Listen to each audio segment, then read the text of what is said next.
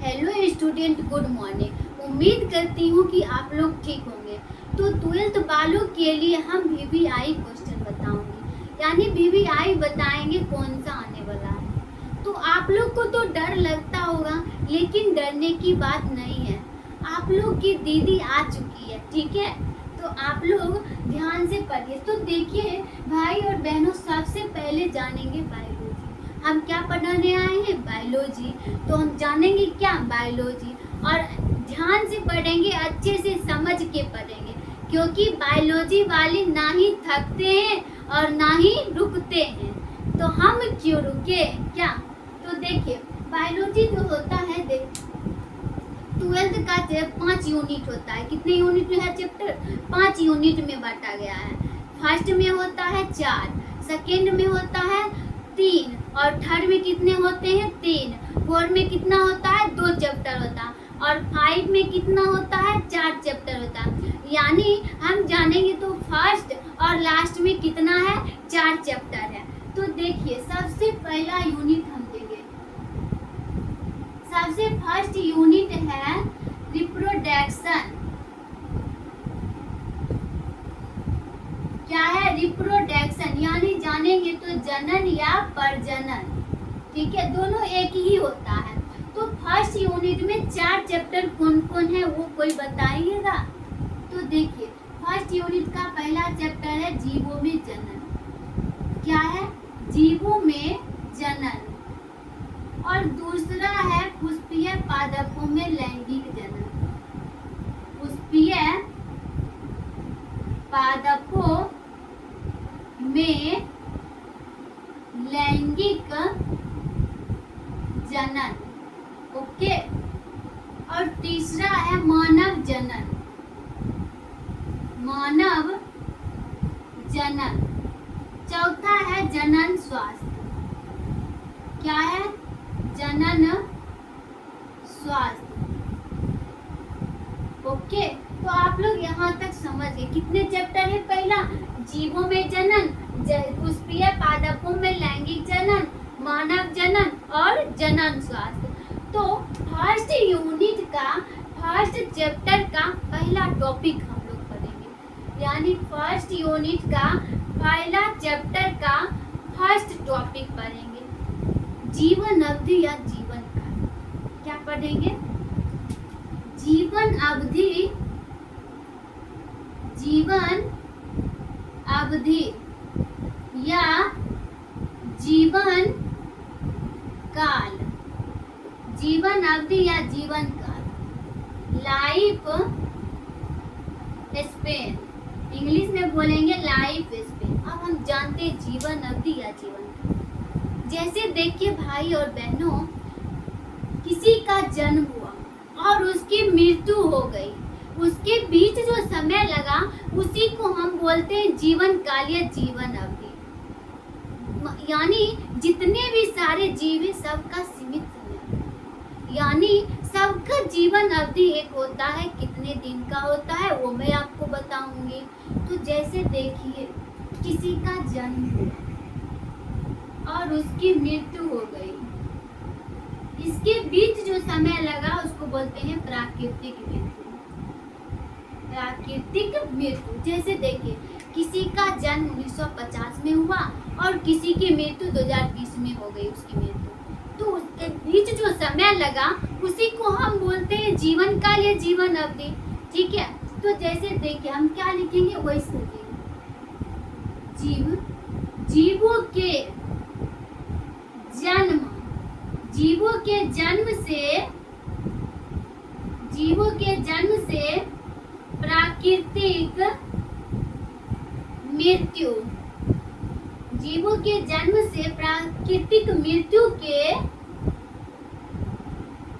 बीच, प्राकृतिक मृत्यु के बीच के समय, क्या है? समय को जीवन, क्या बोलेंगे? जोर से बोले, जीवन काल या जीवन अवधि। जीवन काल या जीवन अवधि कहते हैं। ठीक है, क्या लिखे हैं आप लोग देखिए, जीवों के जन्म से लेके प्राकृतिक मृत्यु के बीच की समय को क्या बोलते हैं? जीवन काल या जीवन अवधि बोलते हैं, यानी लाइफ स्पेन बोलते हैं। तो आप लोग को समझ में आया, हम क्या बोले, किसी का जन्म हुआ और उसकी मृत्यु हो गई, उसके बीच जो समय लगा उसी को हम बोलते हैं जीवन काल, जीवन काल या जीवन अवधि। अब हम जानेंगे किस जीव का जीवन काल कितने दिन का होता है। तो सबसे पहले आप लोग हेडिंग डालिए, ऊपर मिटा रहे हैं, ये सब लिख लिए आप लोग, नोट कर चुके हैं। तो देखिए, तो आप लोग उसके बाद देखिए जीवन, एक साइड नाम, जीव का नाम, यह नाम हुआ और ये जीवन काल, जीवन काल। अब देखते हैं किस जीव का जीवन काल कितने दिन का होता है। जैसे आप लिख लीजिए धान, धान का जीवन काल कितने दिन का होता है? 4 से 5 माह का होता है। जैसे देखिए, कुछ दिन पहले हम लोग धान रोपे थे, धान और गेहूं का 4 से 5 माह मतलब होता है महीना। क्या होता है? महीना। तो कुछ दिन पहले हम लोग धान को लगाए थे और छठ के बाद इसकी मृत्यु हो जाएगी, यानी ये सूख कर ये मर जाएगा। तो एक प्राकृतिक मृत्यु हुआ। क्या हुआ? ये प्राकृतिक मृत्यु हुआ। कम से कम 7 महीना तक रहता है, उससे ज्यादा नहीं रहता है। कम रह सकता है लेकिन ज्यादा नहीं। अब देखते हैं तितली, क्या लिखेंगे? तितली। तितली का होता है 2 से 4 सप्ताह, 2 से 3 या 2 से 4। क्या होता है? 2 से 3 ही लिखते हैं, 3 सप्ताह। उसके बाद बरगद, बरगद का जीवन काल होता है 200 से 500 वर्ष होता है, ये सबसे ज्यादा होता है। तो ये आप लोग याद रखिएगा, VVI ये पूछ भी सकता है, ठीक है। बरगद का जीवन काल कितने दिन का? उसके बाद तोता, ये दोनों पूछ सकता है। तोता का होता है 140 वर्ष। अब कोई बोलेगा, क्या बोले तोता का 140 वर्ष। अब कोई बोलेगा कि मैम मेरा तोता ना 2 ही दिन में मर गया, होता तो ये इतनी हुआ लेकिन इसका जीवन काल 140 वर्ष। अब देखो, कोई बोला कि मैम मेरा तोता 2 दिन में मर गया, तो वो उसका प्राकृतिक मृत्यु नहीं था। क्या है? उसका प्राकृतिक मृत्यु नहीं है। अब कोई बाइक ले लिया और दोनों चल दिया, 2 आदमी था, दोनों चल दिया, उसको एक्सीडेंट हो, उसकी मृत्यु हो गई, तो वो प्राकृतिक मृत्यु है? नहीं है। किसी का हम गला घोट दे तो वो प्राकृतिक मृत्यु है? नहीं है। क्या नहीं? हम क्या बोले? जन्म से लेके प्राकृतिक मृत्यु के बीच, यानी उसका जन्म और उसकी जितना जीवन, जैसे मनुष्य का जीवन अवधि होता है 60 से 80 वर्ष, अब तो धीरे धीरे बढ़ते ही जा रहा है, ठीक है। उसके बाद हम जानते हैं हाथी। हाथी, हाथी का होता है, हाथी का होता है 60 से 75 वर्ष, ठीक है। कुत्ता, कुत्ता का होता है 10 वर्ष, ठीक है। उसके बाद देखिए मनुष्य, मनुष्य का होता है 60 से 80 वर्ष, इसका धीरे धीरे बढ़ते ही जा रहा है, ठीक है। जैसे देखिए, क्या बताया मैं, जीवन अवधि इतना बताओ, इसे आपके बुक में भी है, अगर छूट बढ़ जाए तो आप बुक से भी लिख सकते हो, एक बार बुक उल्टा के पढ़ लेना, ठीक है। तो देखिए, इतना जीवन अवधि में बता दी, तो आप लोग नोट करते जाइए और समझते जाइए। अगर नहीं समझ में आए तो आप लोग कमेंट कीजिए, ठीक है। तो देखिए, हम लोग यहाँ तक जान गए और अब आते हैं जनन। रिप्रोडक्शन क्या है? क्या जानेंगे? रिप्रोडक्शन। तो आप लोग डालिए हेडिंग रिप्रोडक्शन। तो ये मिटाऊं मैं पूरा? आप लोग को यहाँ तक समझ में आया क्या? तो अब देखिए, अब मन से पढ़ेंगे, मन से आप लोग को डरना नहीं है, बहुत अच्छे से पढ़ना है और मेहनत अच्छे से करना है, क्योंकि बायोलॉजी वाले ना ही थकते हैं और ना ही रुकते हैं, तो हम क्यों रुके? क्या? तो देखिए, उसके बाद डालिएगा रिप्रोडक्शन।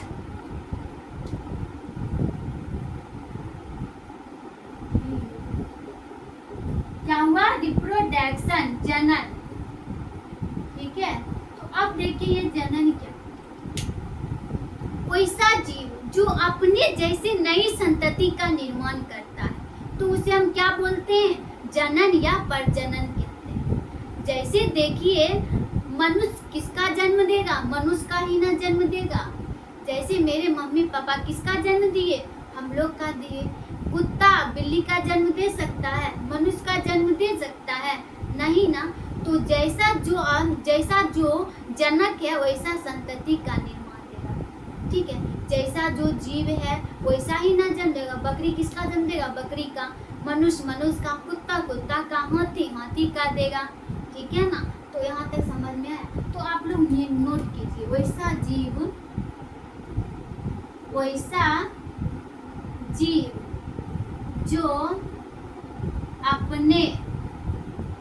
जो अपने जैसे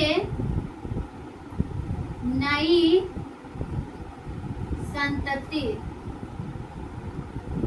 संतति का निर्माण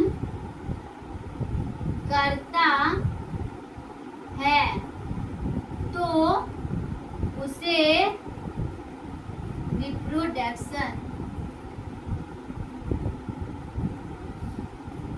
रिप्रोडक्शन यानी जनन कहते हैं। क्या कहते हैं, जनन कहते हैं। अब हम जानेंगे जनन के प्रकार। क्या जानेंगे, जनन के प्रकार। तो देखिए भाई और बहनों, सबसे पहले जनन के दो प्रकार होते हैं, एसेक्सुअल रिप्रोडक्शन और सेक्सुअल रिप्रोडक्शन, और लैंगिक जनन और लैंगिक जनन। तो आप लोग लिखिए एसेक्सुअल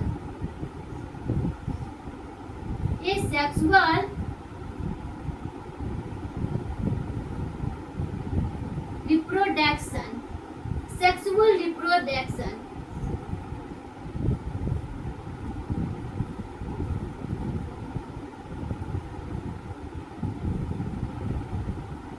सेक्सुअल रिप्रोडक्शन, ये सेक्सुअल मतलब होता है अलैंगिक जनन। क्या होता है, अलैंगिक जनन। अलैंगिक जनन। और सेक्सुअल मतलब होता है लैंगिक जनन।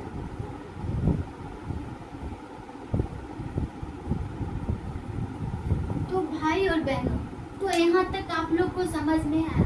अब लैंगिक और अलैंगिक के बारे में आगे जानने से पहले सबसे पहले हम जानेंगे आखिर लैंगिक और अलैंगिक में क्या अंतर है। तो ये VVI क्वेश्चन है, यानी इम्पोर्टेंट क्वेश्चन है। पिछले बार भी पूछा गया लैंगिक और लैंगिक में अंतर। तो आप लोग सबसे पहला VVI क्वेश्चन है लैंगिक और अलैंगिक में अंतर। तो आप लोग लिखिए, ऊपर मिटा रही हूँ और लिखिए अंतर। क्या लिखेंगे, अंतर। तो सबसे पहले आप लोग डालिएगा अलैंगिक।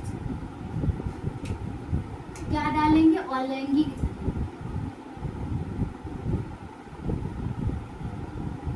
अलैंगिक जनन, ए सेक्सुअल रिप्रोडक्शन। लैंगिक जनन, लैंगिक जनन, सेक्सुअल रिप्रोडक्शन। तो अब सबसे पहले आप डालिए सबसे पहला टॉपिक डालिएगा एक जनित यानी एक संतति का निर्माण। एक संतति का निर्माण होता है। आप लोग लिखते जाइए, मैं एक एक पॉइंट आपको समझा रही हूँ। और इधर लिखिएगा दो जनित यानी दो जनक का निर्माण। दो जनित यानी दो जनक का निर्माण होता है। यहाँ तक समझ में आया? नहीं।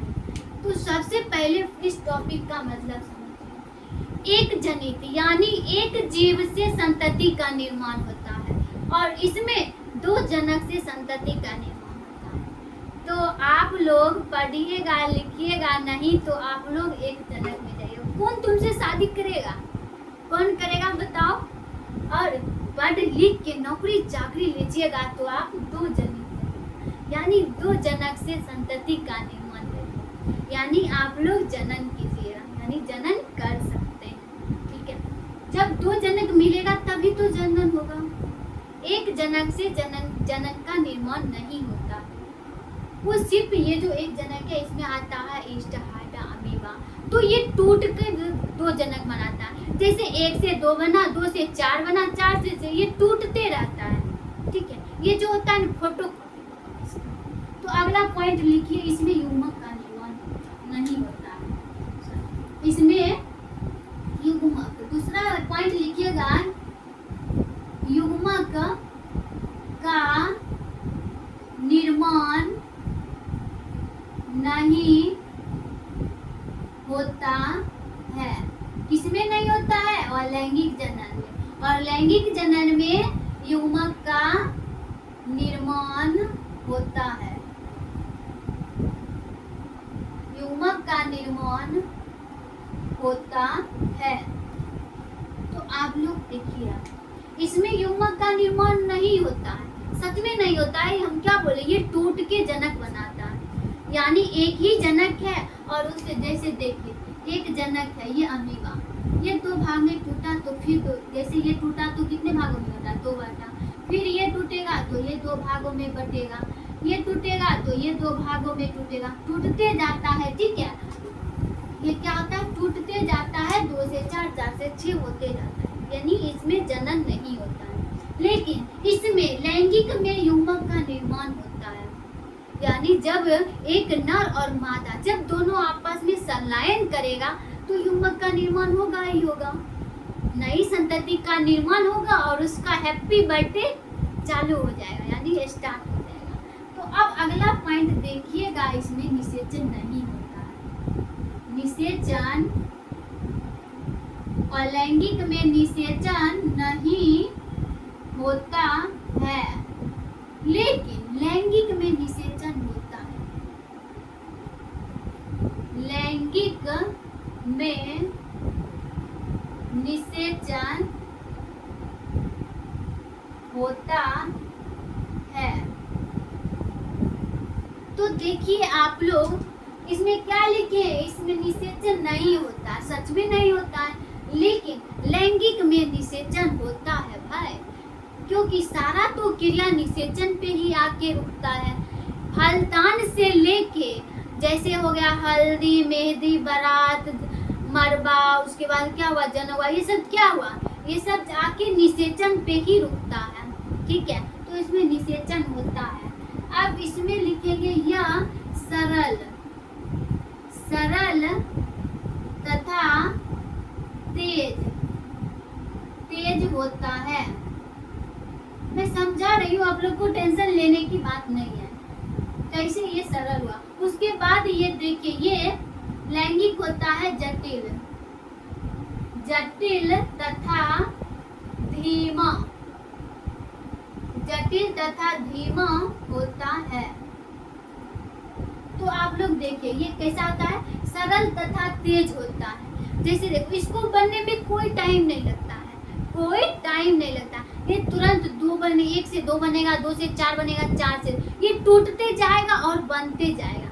लेकिन लैंगिक को बनने में समय लगता है, इसीलिए ये जटिल तथा धीमा होता है। जैसे देखो, पहले तो इसे 9 मंथ पेट में रखना होता है, उसके बाद 29 साल इंतजार करना पड़ता है शादी करने में। तो ये सरल हुआ यानी जटिल हुआ ना, और धीमा हुआ, बहुत धीमी धीमी काम करता है, इसीलिए इसको हम सरल और जटिल बोलते हैं। तो मैं एक पहले डालती हूँ। तो उसके बाद आप लोग देखिए, उसके बाद हम जानेंगे अगला टॉपिक। टॉपिक नहीं मतलब इसका अगला पॉइंट जानेंगे। आप लोग यहाँ तक नोट कीजिए, ठीक है। तब तक मैं इंक डाल देती हूँ, ब्लू वाला में खत्म हो गया है, ठीक है। आप लोग नोट करते जाइए। क्या आप लोग को समझ में आ रहा है? अगर नहीं आ रहा है तो आप लोग कमेंट कीजिए, ठीक है। इंक भी खत्म है सारा।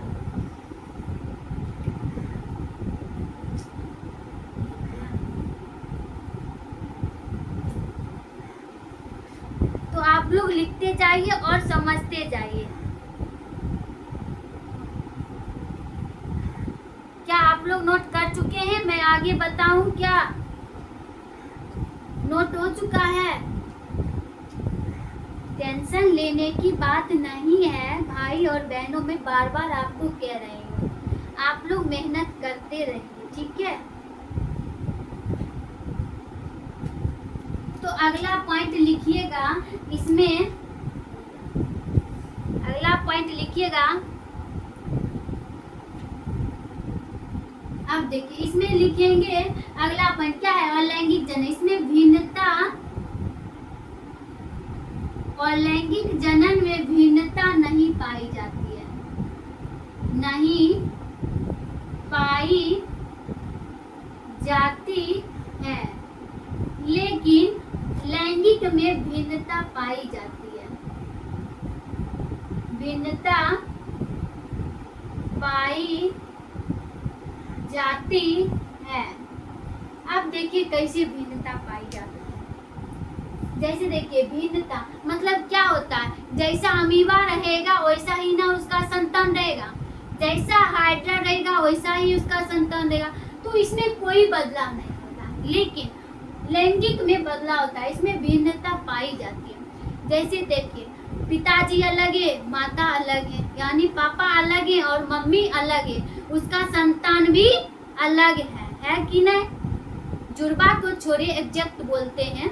जैसे देखिए हाँ भले ही कान नाक ये सब मिल जाए, लेकिन माँ अलग होते हैं और पिताजी अलग होते हैं, उसका संतान अलग होते हैं। क्या आप लोग को भाई बहन में मुंह मिलता है क्या?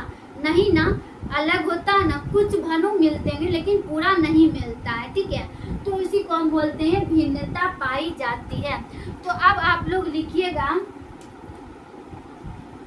उसके बाद डालिएगा ये उच्च स्तरीय होता है, ये निम्न नहीं लिखिएगा। उसके बाद लिखिएगा सबसे इम्पोर्टेंट पॉइंट है, इसमें क्लोन का निर्माण होता है,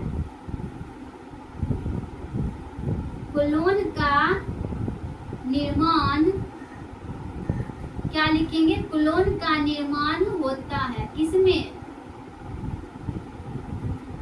प्राप्त संततियों से, ऐसे लिखेगा, प्राप्त संततियों से क्लोन का निर्माण होता है, ठीक है।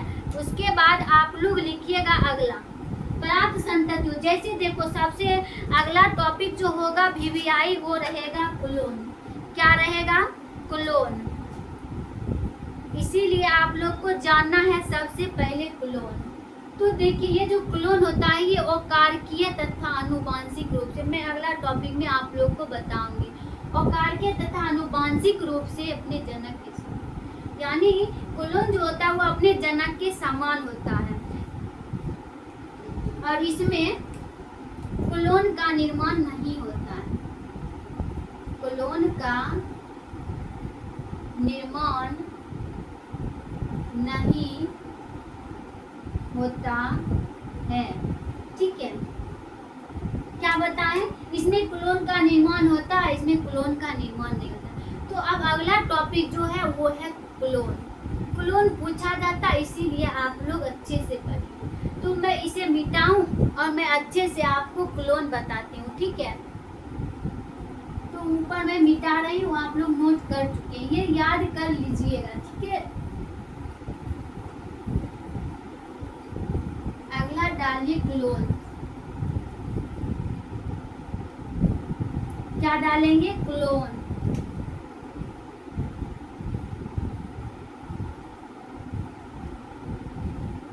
आप लोग डाल चुके हैं क्लोन और यहाँ तक नोट कीजिए। यानी देखिए अलैंगिक जनन से प्राप्त संततियों को क्या कहते हैं? क्लोन कहते हैं। अलैंगिक जनन हम क्या बोले? अलैंगिक में क्लोन का निर्माण होता है और लैंगिक में नहीं होता है। तो क्या होगा? अलैंगिक जनन में, लिखिए, अलैंगिक और अलैंगिक जनन से प्राप्त संतति, अलैंगिक जनन से प्राप्त संततियों से क्लोन, या लिखेंगे एक पुंजक, दोनों एक ही होता है, एक पुंजक, क्या लिखे? अलैंगिक जनन से प्राप्त संततियों से क्लोन या एक पुंजक का निर्माण होता है। तो आप लोग यहाँ तक नोट कीजिए, क्या कहेंगे? अलैंगिक जनन से प्राप्त संततियों को, यहाँ लिखिए, संततियों को क्लोन या एक पुंजक कहते हैं या निर्माण होता है। क्या लिखेंगे? कहते हैं, लिख लीजिए, ज्यादा अच्छा रहेगा। एक पुंजक कहते हैं, क्योंकि हम बता रहे हैं क्लोन, तो उसका परिभाषा लिखा है ना। तो आप लोग अलैंगिक जनन से प्राप्त संततियों को क्लोन या एक पुंजक कहते हैं, ठीक है। तो सबसे पहले जानिए, उसके बाद हम इसमें क्या बोले? फोटोकॉपी या छाया प्रति होते हैं। इसका अगला पॉइंट लिखिएगा, या छाया प्रति होता है, या क्या होता है? छाया प्रति होता है, यानी ये अपने जनक के छाया प्रति होता है। छाया प्रति मतलब होता है फोटोकॉपी, मैंने इसमें बताए थे अंतर में। तो आप लोग यहाँ तक नोट कीजिए। उसके बाद हम जानेंगे अगला पॉइंट, या आकारकी तथा आनुवांशिक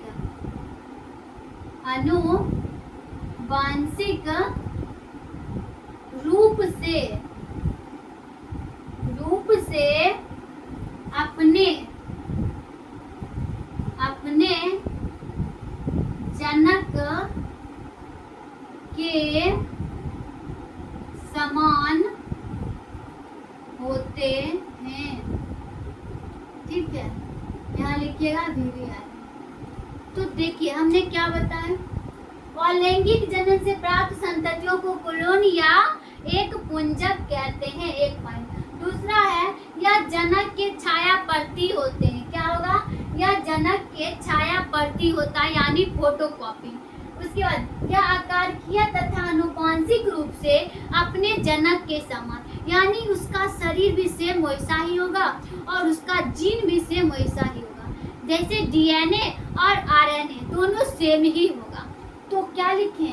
उसी को बोलते हैं आकारकीय तथा आनुवांशिक रूप से, यानी जैसा भी हो दोनों समान हो तो उसी को हम बोलते हैं आनुवांशिक, तथा आकारकीय रूप से समान हो तो उसे क्या बोलते हैं? समान जनक हो तो उसे क्लोन कहते हैं, ठीक है।